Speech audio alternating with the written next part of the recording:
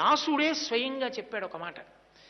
ఇంత పాపం పెరుగుతోంది కదా, కేవలం ఆపదలు తీర్చడం ఒకటేనా, జీవుడికి అనుగ్రహం కూడా ఏమైనా ఉంటుందా?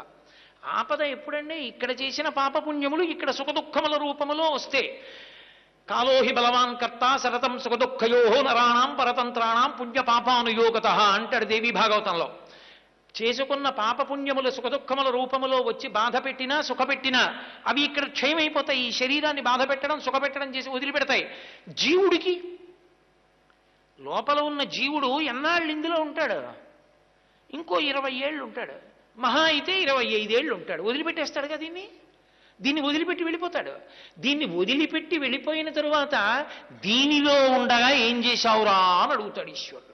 ఆయనకి తెలియదేంటే, మన ఇంట్లో ఫోనే కదా, మనం ఎవరికి మాట్లాడితే మాత్రం వాళ్ళకి తెలిసి వచ్చిందని నువ్వు ఎస్టీడీలు ఐఎస్డీలు అన్నీ చేసేస్తే గుప్తంగా కంప్యూటర్ వేసుకుని అంత డబ్బు నేను ఇప్పుడు వాడానండి అంటే బిల్లు కూడా ఇన్ని గంటల ఇన్ని నిమిషాల ఇన్ని సెకండ్లు మీరు ఫలానా నెంబర్ వారితో మాట్లాడితే మీకు ఇచ్చాం మహాప్రభో అని బిల్లు ఇస్తున్నారా లేదా?